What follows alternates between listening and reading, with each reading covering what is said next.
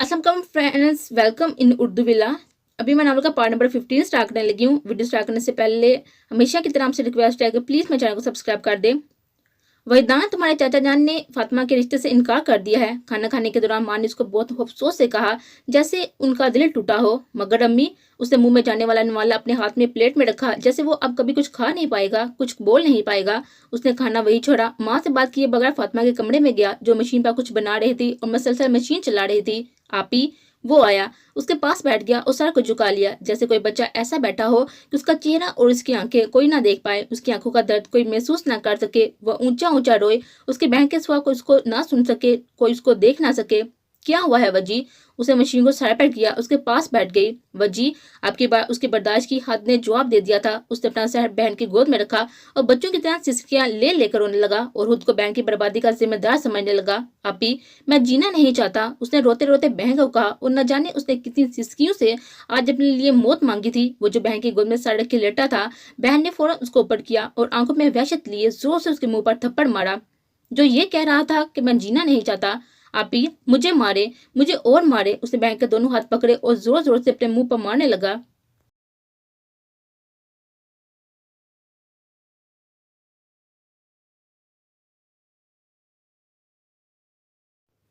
आपी, मैं जिम्मेदार हूँ आपकी बर्बादी का। उसने बहन की तरफ देखा, जो बिल्कुल नाडाल बैठी थी। उसने तो आज तक उसे डांटा नहीं था, उसको मार कैसे सकती थी? उसकी आंखों से आंसू का सैलाब बहने लगा, जैसे उसके अंदर कुछ टूटा हो। उस टूटे से आंखों से एक एक करके उसकी किरचियां बाहर आ रही हो। वजी, तुम जीना नहीं चाहते? अपने माँ बाप का इकलौता बेटा जीना नहीं चाहता? हम 5 बहनों का इकलौता भाई जीना नहीं चाहता?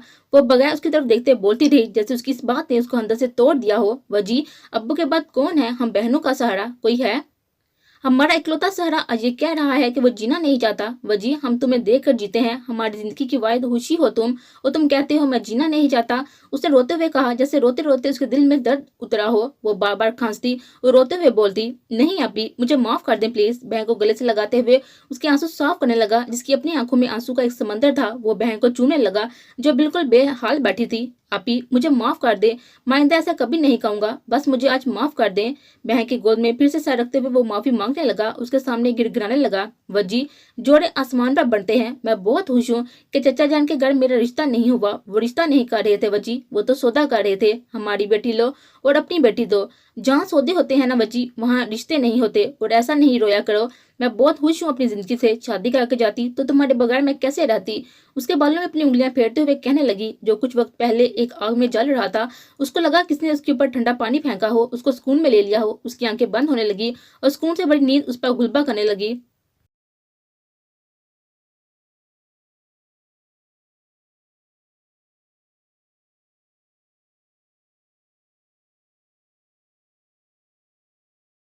वो आंखों पर बाजू रख के लेटी थी। उसका जो चेहरा अपनी आंखों में कैद किया था, उसकी आंखें बंद होते ही उसके सामने आने लगा। वो अब कभी आंखें नहीं खोलना चाहती थी, उसको देखना चाहती थी। उसका मुस्कुराता चेहरा, उसकी छोटी आंखें, उसके मुंह पर सज्जी दाढ़ी, उसने उसकी एक एक चीज को कैद किया था। वो आंखें बंद करती तो वो मुस्कुराता हुआ उसके सामने होता और उसके होंठों पर मुस्कुराहट छा जाती। आज उसको भूल जाना नहीं मांग रही थी, आज वो उसको बस अपनी रूह में समो रही थी। उसको अपने दिल में, अपनी धड़कन में, अपने लहू में महसूस कर रही थी। उसके नाम के कहवे की खुशबू और जायका अपने मुंह में ला रही थी। उसने उस कहवे के बाद कुछ भी नहीं खाया था।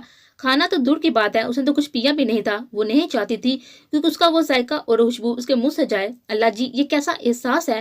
मुझे क्यों लगता है कि वो मेरे अंदर है, मेरी रूह की जगह वो है। मेरी आंखों में क्यों उसका चेहरा आता है? वो आंखें बंद किए अल्लाह से बातें करने लगी। उसका चेहरा अपनी आंखों में देखने लगी। उसने खुद को अल्लाह के हवाले कर दिया था, और जो अल्लाह करता है वही बेहतर है, वही हक है, वही सच है। वो लेटी थी कि उसका मोबाइल बजा। मोबाइल खोलते ही उसकी नजर उस मैसेज पर पड़ी, उसके नाम पर पड़ी। उसके दिल को एक सुकून मिला, लबूबा मुस्कुराहट आई। उसने मोबाइल उठाया, अपने दिल से लगाया और आंखें बांध की। उसका चेहरा उसके सामने आया। लब्बू की मुस्कुराहट और गहरी हुई, आंखों में चमक उतरी। अस्सलाम वालेकुम, बहुत शुक्रिया चाय पे आने के लिए। उसने आज भी बस 2 मिसरों का मैसेज किया था। वालेकुम सलाम। आज उसके एहतियार में नहीं था उसको जवाब न दे। उसके हाथों ने खुद ब खुद हरकत की, वो जवाब उसको मिला। जो कामते हाथों के साथ उसके एक जवाब का इंतजार कर रहा था। वो हाथ में मोबाइल लिए खिड़की के पास गई जिधर से चांद नजर आ रहा था।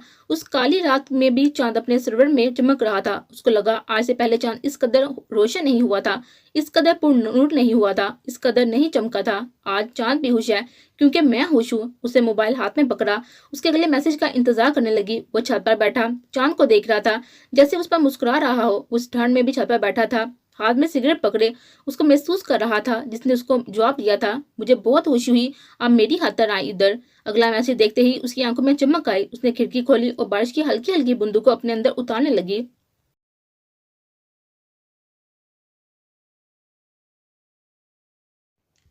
शुक्रिया। वो हाथ में सिगरेट पकड़े इस सर्दी को कम करने की कोशिश कर रहा था जो उसको जरूरत से ज्यादा ही आज लग रही थी। उसने उसका मैसेज देखा और मुस्कुराने लगा, कैन आई कॉल यू।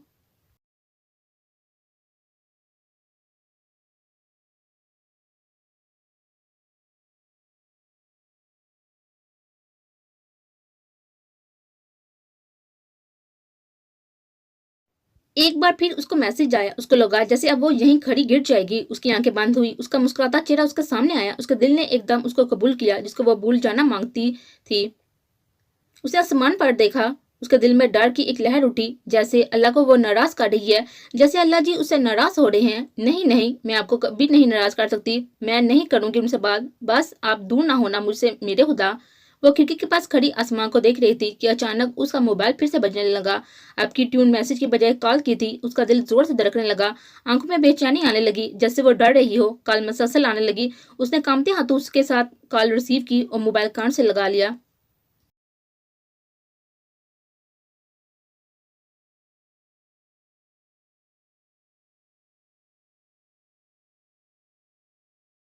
अम्मा आप जाग रही हैं अभी तक। इब्राहिम साहब जब भी घर आते तो सबसे पहले अम्मा के कमरे में आते थे, उनके सर की मालिश करते, उनकी टांगे दबाते, दिन भर की सारी बातें एक बच्चे की तरह अपनी माँ को बताते। ये उनके बचपन का मामूल था जिसे वो अपनी माँ के साथ करते, वैसे ही उनकी औलाद उनके साथ करती। बाप से वो बहुत डरते तो थे, तो उनके लिए इतने ही करीब नहीं आते थे, मगर माँ तो उनके लिए एक सहेली थी जिनके साथ वो अपनी हर बात करते थे। तुम्हारा ही इंतजार कर रही थी मैं इब्राहिम, तुम्हें तो पता है जब तक तुम घर नहीं आते मुझे किधर नींद आती है। अम्मा मैंने शहाब को बताया था ना कि आज मैं थोड़ा लेट हो जाऊंगा। उसने आपको नहीं बताया? उसने मुझे बताया है, मगर माँ का दिल है ना, जब तक औलाद घर ना आ जाए कैसे सुकून से सो सकती है माँ। अम्मा सो जाएं आप, मुझे नहीं अच्छा लगता कि मेरी माँ यूं मेरे लिए इतनी देर तक जागे। उन्होंने माँ के पैरों को दबाते हुए कहा, इब्राहिम मुझे तुमसे एक बात करनी है। उन्होंने कमर के पीछे पड़े तकिए के साथ टेक लगाई और थोड़ा ऊपर होकर बैठी। जी अम्मा बोले ना। इब्राहिम मैं चाहती हूँ तुम और फेरोज आपस में दोस्ती सुलह कर लो। अम्मा मैं तो भाई साहब से नहीं हफा, मैं तो उनको वैसे ही दुआ सलाम करता हूँ, मैंने तो एक दिन भी नाराजगी का इजहार नहीं किया और ना ही भाभी साहिबा की कही हुई कोई बात उनको बताई। बेशक तुमसे नहीं हुआ हफा इब्राहिम, मगर उसकी औलाद से तो होना। जब एक इंसान की औलाद से आप खफा हो, माँ बाप से राजी ना हो तो ऐसा भी तो नहीं होता ना। अम्मा जब रजब आपके बेटे के बारे में बात करता तो मैं कब का उसको माफ कर देता, क्योंकि मर्दों की बात और होती है। मेरे बेटे किसी भी मौके पर उसको उसकी कही हुई बात का जवाब देते, मगर उसने बात मेरी बेटी पर कही है, मेरी हयाम वाली बेटी पर, अपनी बेटी पर कही हुई वो बात तो मैं कब्र में जाने तक याद रखूंगा। उसको लगा था कि मेरी बेटी यूनिवर्सिटी जाएगी तो उसके लिए अच्छा रिश्ता नहीं आएगा, वो इनकार करेगा तो मेरी बेटी को कोई शादी करके नहीं लेकर जाएगा। अम्मा मैं तो बस जरमीना गुल की तालीम तक रुका हुआ हूँ, वरना मैं मानसहरा के ऐसे खानदानों में उसकी शादी कराऊं कि दुनिया देखे। अम्मा कल भी मुझे वैदान हाने जरी के रिश्ते का कहा, आपको पता है उसका एक नाम है मानसहरा में। वो बेटा भी लंदन से पढ़ कर आया हुआ है, तो वो भी जरी की तलीम तक रुका हुआ है। वो धीमे से लहजे में और वानी से बोलते रहे और माँ चुप कर सुनती रही। उनको पता था कि इब्राहिम को रजब की कही हुई कोई भी बात का बहुत बड़ा सदमा था। इब्राहिम फेरोज आया था आज और फिर से जरी का हाथ मांग रहा था।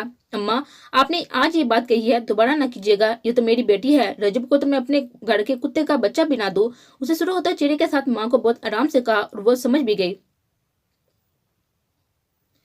अस्सलाम वालेकुम। उसने मोबाइल अपने कान के साथ लगाया हुआ था। उसको आवाज पे उसके दिल की धड़कन तेज हुई थी। उसको पहले तो यकीन नहीं आया कि वो वदान हसैन शाह की आवाज सुन रही है। उसने दोबारा उसको सलाम किया। जब मोबाइल कान के साथ लगाए खामोशी से खड़ी थी। वालेकुम सलाम, वालेकुम सलाम। उसने जल्दी जल्दी से सलाम का जवाब दिया। उसकी आवाज सुन के उसने अपनी आंखें बंद की। लबू ने अल्हम्दुलिल्लाह कहा और हाथ की उंगलियों से सिगरेट नीचे गिरा। सोई नहीं हैं आप? उसको लगा कि आज वो हवाओं में है, जैसे वो उड़ रही है। वो आसमान में उस चाँद के पास बिल्कुल पास पहुँच गई है। वो मुझे नींद नहीं आ रही थी, तो जाग रही थी। तिलकते दिल के साथ वो आहिस्ता-आहिस्ता बोल रही थी, कितने बजे सोती हैं आप? वो बात से बात निकाल रहा था, जैसे दोनों तरफ से कोई चुप ना हो, काल-बान ना हो। जल्दी सो जाती हूँ मैं। उसके सहन में उसकी बातों के आगोश में लिपटी जा रही थी। वो भूल गई थी कि वो कौन है, क्या है और क्यों ऐसे एक नामहरम से बात कर रही है। उसको तो मोहब्बत का अली-बे भी नहीं पता था। फिर ये क्या हो रहा है उसके साथ? उसने एक लम्हे के लिए भी नहीं सोचा और अब उसकी बातों में जकड़ी गई थी। अब वो खुद को आज़ाद नहीं करवाना चाहती थी। वो मज़ीद उसकी बातों में खुद को कैद करना चाहती थी। मलका, क्या तुमसे भी किसी की आवाज़ मीठी और खूबसूरत है? उसने उसकी बात के जवाब में अपने दिल में सोचा। उसका दिल चाहता था कि ये लम्हे कभी खत्म ना हो, जिन लम्हों में उसने मलका से बात कर रही थी। एक बात पूछूं मैं आपसे? अब उसको लग रहा था जैसे वो अपनी किसी सहेली से बात कर रही है। अब उसको डर नहीं लग रहा था उसे। जी पूछे ना। उसे इतने प्यार से कहा कि दूसरी तरफ एकदम खामोशी हुई, जैसे कोई उसके इस प्यार को महसूस कर रहा हो। आप मुझे इग्नोर क्यों करते हैं? उसने बच्चों की तरह मासूमियत से उसे गिला किया और दूसरी तरफ से एक लंबी खामोशी हुई।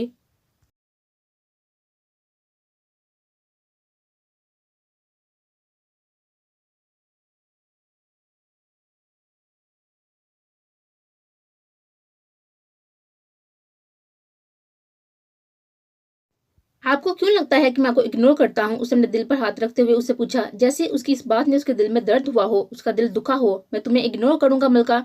वरदान अपने मलका को इग्नोर करेगा? उसकी आंखों में आंसू आए और वो सब्री से उसके जवाब का इंतजार करने लगा। मुझे ऐसे ही लगा, आप मुझे इग्नोर करते हैं। आपने सबसे ज्यादा डांटा भी मुझे क्लास में। वो बच्चों की तरह रोते हुए शिकायतें लगाने लगी। आपको डांट के खुद भी तो बहुत बेचैन रहा ना मैं। आपको रुला के खुद भी तो रोया हूं ना मैं। वो उससे ऐसे बात करने लगा जैसे बच्चों से कोई लाड़ कर रहा हो, उसको प्यार से समझा रहा हो। वो खुद भी उसकी छोटी-छोटी शिकायतों पर मुस्कुरा रहा हो।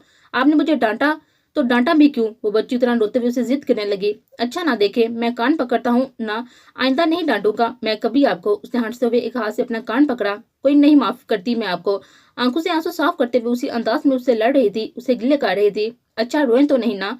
वो जिसकी अपनी आँखें भीग रही थी, उसको चुप करवा रहा था और अब उससे बात करते हुए इधर से उधर टहलने लगा। कभी उससे शिकवे करती, कभी मुस्कुरा देती और कभी शर्मा जाती। उसे बातें करते-करते अपनी घड़ी देखी जिस पर 1 बज रहा था। उसको बेएहतियात उस लड़की पर तरस आया जो उसकी खातिर तक जाग रही थी, सोई नहीं थी। सो जाएँ आप अब। उसने उसी प्यार सी से उसको कहा जो अब कभी सोना नहीं चाहती थी। उसने घड़ी पर टाइम देखा। इतनी देर बातें कर रही थी मैं, दिल में सोचते हुए उसने कहा, जी ठीक है, आप भी सो जाएँ। खुदा हाफ़िज़। सोना तो अब दोनों के नसीबों से ही था, मगर खुदा हाफ़िज़ कहना भी तो ज़रूरी था।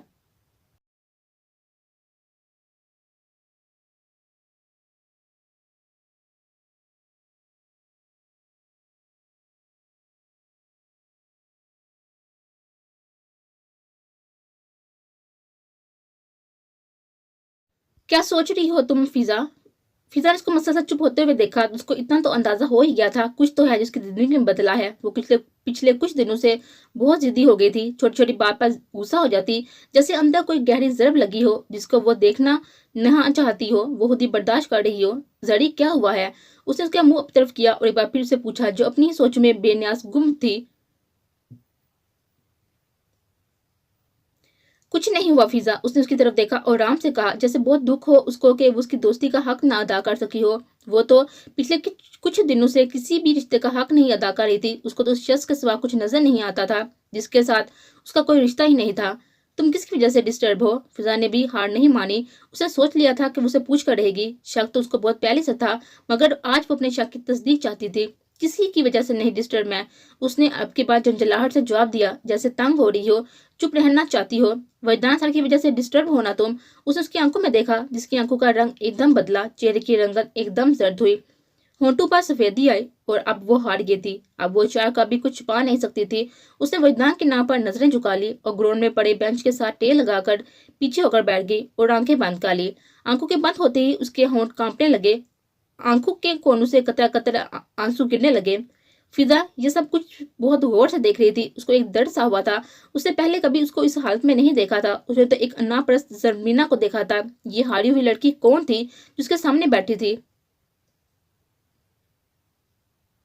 बात होती है सर से। उसने उसको बंद आंखों को खोलने का नहीं कहा था, उसको चुप होने का भी नहीं बोला था। वो जानती थी जब वो रोती है तो सब कुछ बता देती है। वो हमेशा दर्द में ही बोलती है। फिजा के इस सवाल पर उसने ऐसे ही आंखें बांध रखी और सर को हिलाकर कहा, हाँ होती है। वो जानती थी, उसको इतने सालों से जानती थी। उसको पता था अगर वो उससे बात कर रही थी तो वो खुद से हारी है, वो विद्वान हुसैन शाह से हारी है। वरना जमीना जैसी लड़की किसी ना महरम से बात करे, ऐसा कैसे हो सकता है? वो तो कॉलेज में मशहूर थी कि उसकी जिंदगी में कोई लड़का नहीं, फिर वो कैसे हार गई? उसको पता था वो अगर हार गई है तो अब उसके लिए पलटना बहुत मुश्किल होगा। अब वो चाहते हुए भी पीछे नहीं हट सकती। फिजा, मैं क्या करूं अब? उसने अब की बार अपनी चुप तोड़ी और ऐसी तोड़ी कि जैसे आसमान भी उसको सुनने लगा। वो फिजा के गोद में सर रख के ऊंचा ऊंचा रोने लगी। जरी, ऐसे नहीं रोते, कुछ नहीं होगा, सब ठीक हो जाएगा। तुम देखना, सब ठीक हो जाएगा। सब ठीक नहीं होगा फिजा, सब ठीक नहीं हो सकता। मैंने अपने अल्लाह को नाराज कर दिया, एक नामहरम से बात की, मगर मैं क्या करूं? मेरा दिल मेरे इख्तियार में नहीं। मैं चाहते हुए भी खुद को नहीं रोक सकती। मैं उनसे बात नहीं करना चाहती, मगर मेरे बस में कुछ नहीं है। मैं उनको देखना भी नहीं चाहती, मगर जब तक मैं उनको देख ना लूं, मुझे एक लम्हे को चैन नहीं आता, जैसे मेरा दिल कट रहा हो। उसकी गोदी में लेटे हुए ऊंचा ऊंचा रोने लगी, जैसे आज इतराफ कर रही हो उस बात का जो उसने खुद के सामने भी नहीं कही। जरी, मुझे पहले क्यों नहीं बताया? फिजा ने उसको देखते हुए कहा, अगर वो उसको पहले बता देती तो आज ऐसे ना रो रही होती। जब बंदा किसी मुखलिस दोस्त के साथ बात कर ले तो दिल का बोझ हल्का हो जाता है, आधी परेशानी तो ऐसे ही खत्म हो जाती है। और वो जो आज रो रही थी, उसके अंदर एक समंदर था जिसकी वो आज इसकी गोद में बहा रही थी।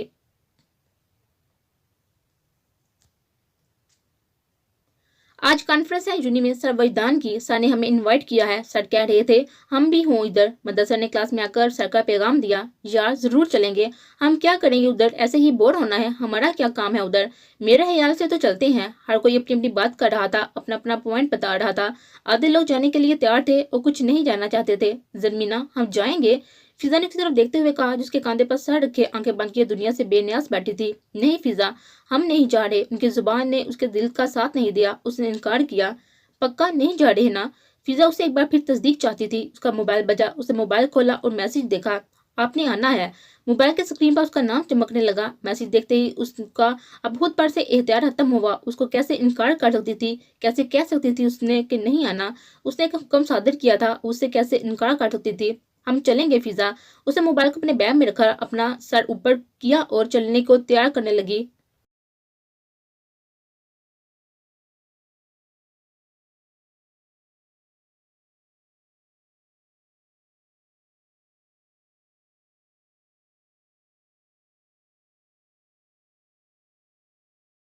वो ब्लैक जीन्स, सफेद शर्ट और ब्लैक कोट पहने हाल के बाहर खड़ा उनका इंतजार कर रहा था। वो जब भी उनको बुलाता था, उनका इस्तकबाल करने के लिए खुद बाहर खड़ा होता था। वो देखो सर, खुद बाहर खड़े हैं। मानूर को देखते हुए कहा। सामने नजर उठाकर उसको देखा, जिसने शायद उनको देख लिया हो।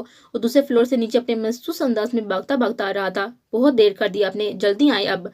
उसके पास आकर खड़ा हुआ, उसको बगैर देखे मुस्कुराता हुआ सबको कहे जा रहा था, चले चले जल्दी चले। वो दौड़ता दौड़ता आगे जा रहा था, जैसे बहुत लेट हो रहा हो। अपने हाथ पर बांधी सफेद घड़ी वो बार बार देख रहा था। वो चलता जा रहा था, उसके भागने की आदत थी, वो आहिस्ता चला करती थी। जड़ी, जल्दी चल, हान सामने गायब ही हो जाना है हमसे। फिजा ने उसका हाथ पकड़ा और जल्दी जल्दी चलने लगी। ऐसे ही छोते हैं, उसको देखते हुए कहा, जो उनको पीछे छोड़े बस दौड़ रहा था। क्या है? फिजा ने उसकी बात पर रुकी, जैसे उसका मतलब ना आता हो। छोते हैं। अब की बार वो मुस्कुराई थी, जैसे उसको अपने दिए हुए नाम पर हंसी हो। छोदे हिंदुओं में शोहे को कहते हैं। उसने मुस्कुराते हुए फिजा को कहा, उसके साथ साथ चलने लगी। कॉन्फ्रेंस रूम में जाते ही उसने उस सबको इशारा किया, इधर बैठ जाएं। वो सब उसकी वजह से बस उसकी खातिर वहां आए थे। हाय सर, कितने प्यारे लग रहे हैं ना? वहां पर बैठे ही मलाइका ने उसको देखकर कहा, जो इधर उधर सबसे बड़ी बड़ी मिल रहा था। उसकी आदत थी, जहाँ मेजबानी उसके सर पर होती थी वो चैन से बैठता नहीं था। जहाँ जिम्मेदारी उसके सर पर होती थी वो चैन से नहीं बैठा था। हर चीज को खुद देखता था, चाहे वो छोटी से छोटी हो या बड़ी से बड़ी। तुम्हें तो कुछ ज्यादा ही अच्छे नहीं लगने लगे सर। उसकी इस बात पर इम ने उसको बहुत गौर से देखा। नोक जोक में बस एक इंसान चुप था। वो अंदर से जल रही थी, जैसे कोई उसके अंदर आग लगा रहा हो। उसका सारा वजूद जल रहा हो। उसको नफरत होने लगी थी इन लड़कियों से जिनका नाम भी लेती थी। वो नहीं चाहती थी कि कोई उसका नाम भी ले, कोई इसको देखे भी। वो आज इन लड़कियों से जेलस हो रही थी, जिनको वो मुंह भी नहीं लगाती थी, जिनके पास बैठना भी उसको तौहीन लगती थी। आज भी उसे हसद कर रही थी, अपने ही अंदर लगाई हुई आग में खुद को जला रही थी। वो कभी एक तरफ जाता, कभी दूसरी तरफ। वो उसको भी देखे जा रही थी, बस उसे को देखने गई। उसको होश ही नहीं था दुनिया की। उसको नहीं पता था कि वहाँ क्या हो रहा है, कौन बोल रहा है। जैसे जैसे वो इधर से उधर जा रहा था, उसकी नजर उसके साथ साथ उसके पीछे पीछे जा रही थी। उसका 2 चीज़ों पर कोई इख्तियार नहीं था, उसके दिल पर, उसकी आँखों पर। उसका दिल उसकी आदत दरकता था और उसकी आँखें बस उसी को ढूँढती थी, उसी को देखती थी।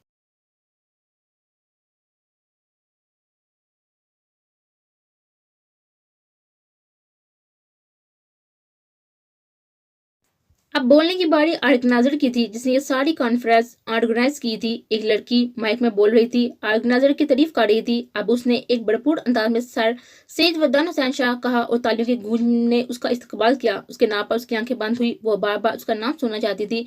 वो बार बार सैयद वदान हुसैन शाह सुनना चाहती थी। वो सामने आया, माइक हाथ में लिया, सबको सलाम किया और बोलने लगा। वो हमेशा सबकी तवज्जो का मरकज बनता था, मगर जब वो बोलता था तो हर कोई बात उसी को देखता था, उसी को सुनता था। वो उसके सामने बैठी उसको देख रही थी, उसके चेहरे की मुस्कुराहट देख रही थी, उसकी आवाज सुन रही थी। वो तकरीबन 5 मिनट बोला और माइक रख दिया। सबने एक बार फिर तालियां बजाई, उसको दाद दी। उनके पास आया जहाँ वो सब बैठी थी। चले चाय पी लेते हैं साथ। सब उसका सुनने के लिए वहां बैठे थे। उसके बोलने के बाद वैसे भी सामने उठ जाना था। वो और फिजा एक दूसरे का हाथ पकड़े उसके साथ साथ उसके पीछे जाने लगी। वो यूनि की कैंटीन में गए, उसी जगह बैठ के जहाँ वो पहले बैठे थे। अब की बार माहौल में फर्क था।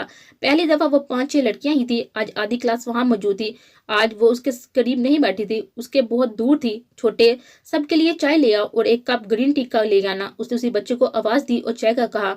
वहां पर बैठे चंद लोगों को बखूबी इल्म था कि ये ग्रीन टी मंगवाई है, ये किसके लिए है। वो सब उससे कान वो सब उससे कॉन्फ्रेंस के बारे में पूछने लगे, उसे बातें करने लगे। वो सबको मुस्कुराकर जवाब देता। आज उसकी ये मुस्कुराहट उसको दुख दे रही थी, उसको तकलीफ दे रही थी। क्यों मुस्कुराते हो तुम वैदान, उन लोगों के लिए? देखो दर्द होता है मुझे। उसके दिल में दर्द की कहीं लहरें टकराने लगी। उसका हानिया से हंस हंस कर बात करना, इलम से मुहातब होना उसको पल पल में अजीज से दो चाह कर रहा था। वो नहीं चाहती थी वो किसी लड़की से बात भी करे, कोई लड़की उसको देखे। वो जानती थी ऐसा कुछ मुमकिन नहीं, मगर फिर भी वो एक उम्मीद लिए बैठी थी। काश वरदान किसी से बात ना करे। काश ये लड़कियां उसके ऑफिस में जाने से पहले 100 बार सोचे। मगर उसकी तबीयत में खुशमिजाजी थी। वो हर एक से बात करता था और क्लास के बाहर जब वो स्टूडेंट्स के साथ होता था तो यारों से कम ना होता था। शायद मोहब्बत होती ही कुछ ऐसी है। मोहब्बत में शराकत तो खुदा ने बर्दाश्त नहीं करता, तो जमीना गुल तो एक आम सी लड़की है, वो कैसे बर्दाश्त करे।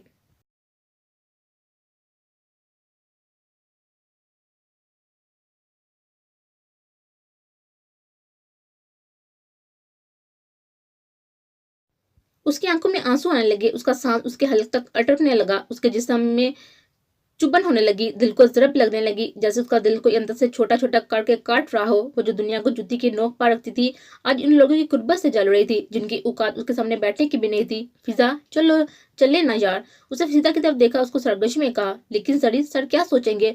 उसे आराम से उसके पास होते हुए कहा,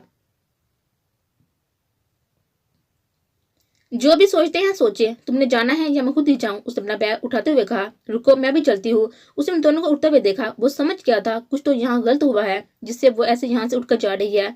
सर हम चलते हैं अब, फिजा ने उसकी तरफ देखते हुए कहा और एक परेशानी में मुबतला हुआ था। मगर चाय? शुक्रिया सर, फिर कभी पी लेंगे, फिजा ने मदद करने वाले अंदाज में कहा और पीछे मुड़कर उसको देखने लगी, जो बगैर उसका इंतजार किए सर को बगैर बताए वहां से चली गई थी।